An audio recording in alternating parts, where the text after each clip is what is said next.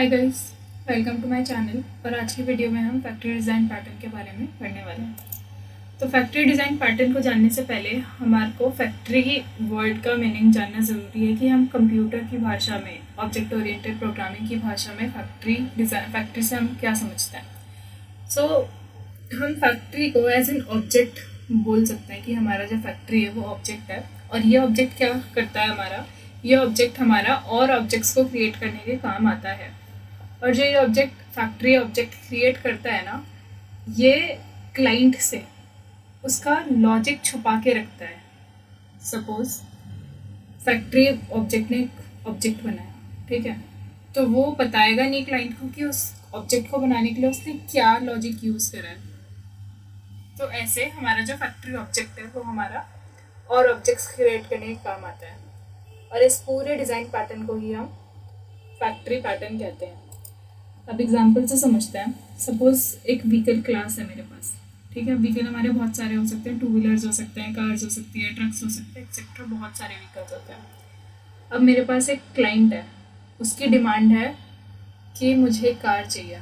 तो डायरेक्ट हम किसी भी कंपनी में जाके नहीं बोलते हैं कि हमें ये चाहिए या फिर हमारी रिक्वायरमेंट्स ये है। हम क्या करते हैं, फिर आप किसी भी शोरूम में जाओगे और आप बोलोगे कि मेरे को एक कार चाहिए। करेगा वो कंपनी को कांटेक्ट करेगा कि भाई मेरे पास ये डिमांड आई है, आप मुझे ये क्रिएट करके दो। सो ये जो पूरा सिनेरियो है हमारा, ये जो पूरा डिज़ाइन पैटर्न हम एक देख रहे हैं, इसी को हम फैक्ट्री डिज़ाइन पैटर्न कहते हैं, ठीक है। एक और एग्जांपल बहुत सिंपल लैंग्वेज में हो सकता है। आप शॉपकीपर के पास गए, आपने कहा आपको लेस का पैकेट चाहिए, ठीक है। अब वो शॉपकीपर के पास लेस का पैकेट कहाँ से आया? लेस कंपनी से, ठीक है। लेस की जितने भी आउटलेट फैक्ट्रीज होंगी, वहाँ पे डिफरेंट आउटलेट्स हैं, वहाँ से उसके पास वो पैकेट आया। अब आपको अगर लेस का पैकेट चाहिए तो आप उन डिफरेंट आउटलेट्स में नहीं जाओगे लेने के लिए, आप अपनी नियर बाय रिटेल शॉप में जाओगे कि भाई मुझे ये चाहिए, आप मेरे को ला के दो। तो वो डिमांड आपकी कौन पूरी कर रहा है? आपका रिटेल शॉप वाला, ठीक है। इसको और हम प्रोग्रामिंग की लैंग्वेज में और समझते हैं। मेरे पास एक एनिमल के पास इंटरफेस है। अब इंटरफेस क्यों है मेरे पास? क्योंकि इंटरफेस के हम ऑब्जेक्ट नहीं बनाते हैं, ठीक है। और इंटरफेसेस जितने भी हमारी क्लास जो भी इंटरफेस को इम्प्लीमेंट करेगी, उसको इनिशियल बिहेवियर फॉलो करना पड़ेगा, जो भी मेरे मेथड्स हमने इंटरफेस में लिखे हुए हैं। अब मैंने एनिमल क्लास को एक इंटरफेस इसलिए बोला है क्योंकि एनिमल हमारे डिफरेंट हो सकते हैं। कैट हो सकती है, डॉग हो सकता है, लॉयन हो सकता है, एक्सेट्रा बहुत सारे हमारे पास एनिमल्स होते हैं। पर उनका कुछ कॉमन चीज़ें होती है, लाइक बिहेवियर। हर एनिमल का अपना एक बिहेवियर होता है, ठीक है। अब मैं हर एनिमल का बिहेवियर यहाँ पे नहीं लिख सकती हूँ। क्यों? क्योंकि कुछ चीज़ें सिमिलैरिटीज़ भी हो सकती है और कुछ डिसिमिलैरिटीज़ भी होती है। सिमिलैरिटीज़ वाले केसेस में मेरे को अपना कोड बार बार लिखना पड़ेगा, ठीक है। सपोज मैंने बोला कि डॉग्स के पास हमारे 4 पैर होते हैं, कैट्स के पास हमारे 4 पैर होते हैं, टाइगर के पास हमारे 4 पैर होते हैं। सारी ये कॉमन चीज़ें हैं जो उन लोगों के पास हैं। अब अगर मैं डिफरेंट एक ही अगर मैंने मेथड बनाया, तब भी मुझे उसे डिफरेंट पर इसी क्लास के अंदर कॉल करना पड़ेगा, अगर मैं इसको क्लास बनाऊंगी और इंटरफेस नहीं बनाऊंगी तो इन सारी चीज़ों की वजह से मैंने एनिमल को एक इंटरफेस बोला है, ठीक है। अब एनिमल इंटरफेस के बाद मेरे पास 2 क्लासेज हैं जो कि एनिमल को इम्प्लीमेंट कर रही है। एक मेरी है डॉग क्लास, एक मेरी है कैट क्लास।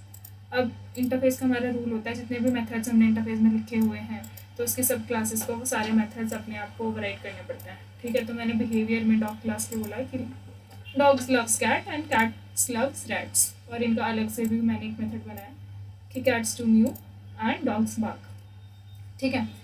अब मेरे पास एक क्लाइंट आता है कि उसको एक डॉग चाहिए या उसको एक कैट चाहिए, तो वो डायरेक्ट डॉग और कैट का ऑब्जेक्ट बना सकता है।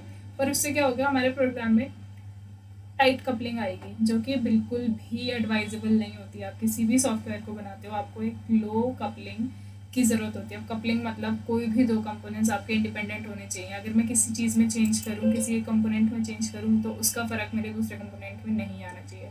दैट इज़ वाई मैंने क्या करा, मैंने एक एनिमल फैक्ट्री नाम की क्लास बनाई है। अब इस एनिमल फैक्ट्री नाम की क्लास में मेरे पास क्रिएट एनिमल है। क्रिएट एनिमल में अगर एनिमल टाइप मैं दूँ स्ट्रिंग टाइप का, डॉग दिया तो ये डॉग का ऑब्जेक्ट रिटर्न करेगा, कैट दिया तो कैट का ऑब्जेक्ट रिटर्न करेगा। और अगर डॉग और कैट में से कुछ नहीं होगा तो ये फिर आपको एल्स कंडीशन में लेके चला जाएगा, ठीक है। तो अगर मैं अभी इसे चला के देखूँ तो आप देख सकते हो कि dogs loves cat and cats loves rats. हमारे पास डॉग्स और कैट्स दोनों के ऑब्जेक्ट क्रिएट हो गए हैं, पर हमने डायरेक्टली डॉग और कैट क्लास का ऑब्जेक्ट न्यू कीवर्ड से नहीं बनाया है। हमने एनिमल फैक्ट्री नाम की फैक्ट्री क्लास का ऑब्जेक्ट बनाया और इस फैक्ट्री क्लास के ऑब्जेक्ट को यूज़ करके हमने अपनी डिफरेंट एनिमल को क्रिएट किया है। अब हमारा जो फैक्ट्री मेथड है, इसके एडवांटेजेस क्या होते हैं, हम क्यों यूज़ करते हैं? बिना इसके भी तो यूज़ कर सकते थे, हम डायरेक्ट डॉग क्लास का ऑब्जेक्ट बनाते, कैट क्लास का ऑब्जेक्ट बनाते, हमारे पास सेम यही आउटपुट आता, पर हमने ऐसा क्यों नहीं करा? एक तो मैंने आपको रीज़न बताया था कि हाईली कपल्ड हो जाता हमारा प्रोग्राम, जो कि हम नहीं चाहते हैं। ठीक है। सेकंड हमारी चीज़ें होती हैं कि चलो ये आपका एक तो कोड मेंटेनेबिलिटी और रीयूजेबिलिटी के काम आता है कि आपको बार बार किसी एक कोड को बार बार लिखने की ज़रूरत नहीं है। ये हमारा पूरा फैक्ट्री डिज़ाइन पैटर्न कहलाता है। आई होप आपको ये वीडियो पसंद आई हो। अगर आपको ये पसंद आई हो तो please like share and subscribe to my channel.